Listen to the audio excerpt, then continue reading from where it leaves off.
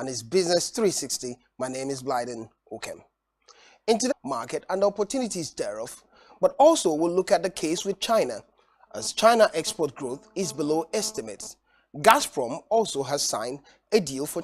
We'll begin with the first story regarding a Florida woman touted as Mother Teresa, as she ran a $196 million Ponzi scheme, according to the Fed. M. Garcia connected investors with companies that needed short-term financing, promising a robust return on their money. But federal prosecuted a $196 million fraud through MJ Capital Funding, LLC, the company she started in the Fort Lauderdale area. For a year, from June 2020 to August 2021, Mother Teresa in her community. It describes her ability to help regular people generate wealth and also provide loans to small businesses through a tool known as Archived Online. But instead of supporting small businesses, the Securities and Exchange Commission says MJ Capital of 10%, an annualized rate of 120%. That's huge money to make through a Ponzi scheme on the pretext of being mother in was hit by a cyber attack. IHG, which has some of the world's number of its technology systems.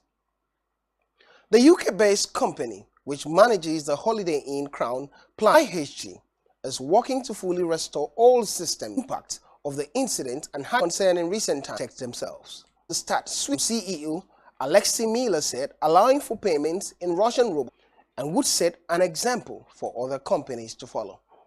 The US and Europe had said it would be difficult for with China, where gas could be bought with Russian currency ruble as well as Chinese currency yuan instead of the dollars.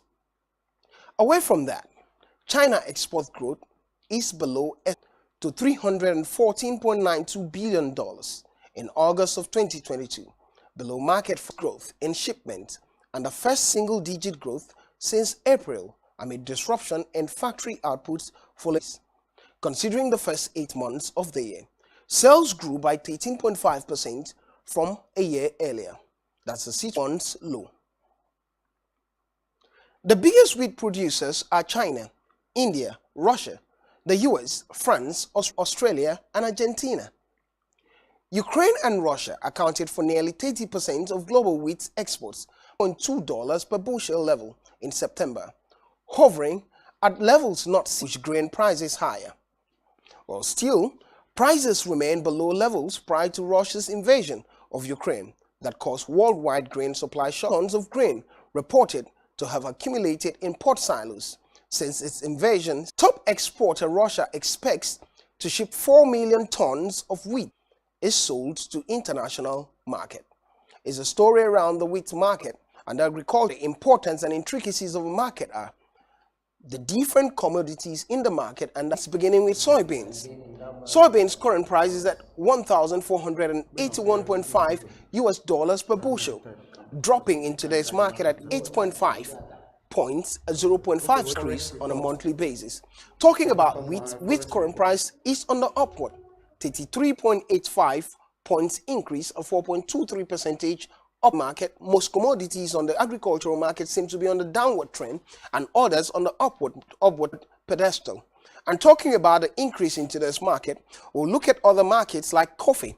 Coffee current price $233.9 US, cotton, tea, cocoa, wool, oats. Wool is on the downward right, and oats. We'll also have a look at the livestock market. What the livestock market is indicating. Well, with beef being at current price at 19.8 Brazilian real per kg. That's on the international market, an increase basically on the rise. The general poultry market is on the rise based on yesterday's price and is showing that momentum, as we can see, amid changes in the economic sectors and the impacts of the strong, especially based on what's happening in the UK. Current price at 8 Brazilian real per kg, and feeder cattle seem to be also upward. Current price, eggs from US upward, and other eggs and salmon seem to be upward in yesterday's market. Looking at the business stories making rounds, especially in Africa and Nigerian business. Don't go anywhere.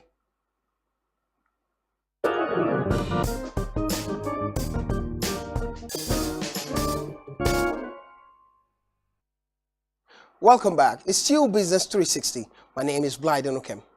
We'll begin with the yen. Yen skids past what continued tumbling on Tuesday's market based on Tuesday's market and even today's market, falling past 104 lows against the US dollar hits the day before. The US dollar climbed 1.07% on the yen to 142.1 yesterday and is Japanese currency so far this year. The FX market is refocusing on rate hikes by major central banks and the Bank of Japan, BOJ. The bank stood out at the Jackson Hole Symposium as the only one that remained resolute about keeping monetary policy accommodative, according to reports. Market Outlook. Dan Deming.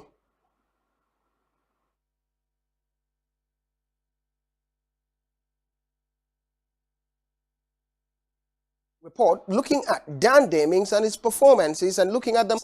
Dan Deming gives different perspectives to the market. But at this point, before we can hear from Dan Deming, let's have a look at the exchange market, the Euro USD market.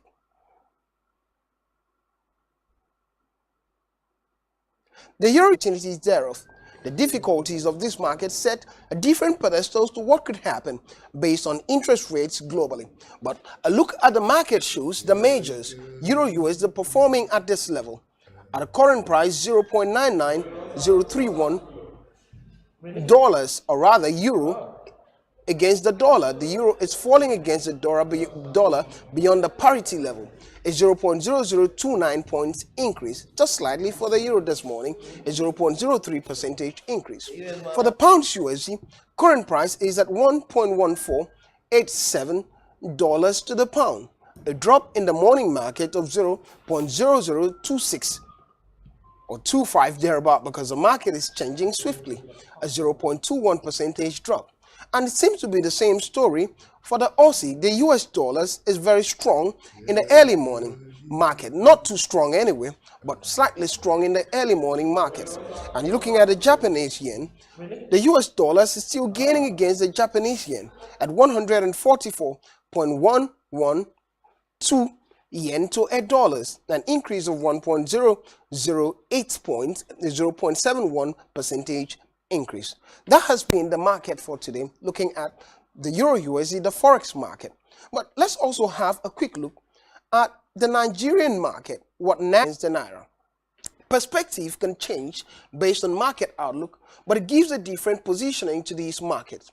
The US dollar against Nigeria's Naira, current price at 425.28, no relative increase, looking at today's price and today's relative movement. But the euro against the Naira. Naira is gaining against the euro because the euro has been struggling in recent times. Current price at 419.6043 Naira to 1 euro. The drop is 1.1926 points, a meager 0.28% drop for the euro against the Naira. But the pounds is gaining against the Naira. Current price at 489% increase, according to yesterday's market proposition. The Naira is not doing badly generally in today's market, but it's a little here, a little there, and that has been the seed. What the digital currency is doing, it's been a huge fall for cryptocurrency. Let's have a look at it. The Bitcoin current price at 18,748 Bitcoin in the market had by 240 points in today's market, 29% drop for Bitcoin. It's the second relatively popular coin in the market, 1,511.5 percentage points in today's market. Relatively, the cryptocurrency seems downward, but it's not totally a bloodbath on the negative, because there are a few coins here and there doing quite well. Avalanche, an increase of 0.82% in today's market. Cosmos, slightly 0.05 increasing in today's market. And even Bitcoin Cash is doing not badly in the morning market. Facing some selling pressure today. We are seeing the Japanese yen down over 1.5% on the session, and this lowest level. in 24 years. And I think when you look at some of the driving factors today, there's a couple things to point to. Points, and that's up 15 basis points on the session. So quite a big move there. I think that that's driving the much less aggressive in its monetary policy more than the U.S. here, particularly when you look at manufacturing or services number, stronger than expected. And that follows the data points from last week, which were at or better than expected as well. The yen realizing selling pressure due to these two factors, coupled with other factors, to 20-year highs here today. So pushing up to the highest level here, taking out the highs, the recent highs, and up to 110. That was it. You heard everything from the Forex commentary, and it had to be from the CME group, a big platform when it has to do with the Forex market. To talk about Nigerian stories and Nigerian business outlook. We begin with a good story regarding Google. Nigeria leads as Google supports 60 Africa Black Founders Fund for Africa. According to the firm on Tuesday, during the Google for Startup Black Founders Fund 2022, that's huge. Nigeria dominates the selection list, which features 23 Nigerian startups. Other countries benefiting from this funding program includes Kenya, among others. It was disclosed that each of the selected startups sees in tackling unique challenges. Is a story about stacking startups from Nigeria. Still in Nigeria, Tribunal Protection CCP Tribunal in Abuja has dismissed a suit challenging MultiChoice Nigeria Limited's recent price increase. MultiChoice, the owners of DSTV and GoTV, had increased the subscription rates in April. This raised eyebrows among Nigerians at a time when the cost of himself and a group of Nigerian consumers. Onifade requested that the tribunal prevents the company from raising subscription fees for its services and other products on April 1st, pending the hearing and determination of the motion on notice, which was filed in March. However, a three-member panel of the tribunal business, but it's what it is. Let's look at the fuel scarcity situation in Nigeria, as fuel scarcity hits Abuja as marketers shut stations. Many filling stations were shut on Tuesday, leading to lengthy queues in neighboring states. A petrol scarcity was due to 3-day warning strikes embarked by the Suleja Depot branch of the independent Hassan. Marketers had stopped the supply of products from the depot as the union had prevented trucks from moving outstanding bridging claims of 50.5 billion naira. At the expiration of the warning strikes on Wednesday, if the Nigerian midstream and downstream petroleum regulatory authorities in front of filling stations are using the opportunity to sell their ways at higher rates to motorists. Well, this is where we draw the curtain on today's Business 360. My name is Blyden Okem. We'll come your way tomorrow, but don't go anywhere. News at 12 is up next.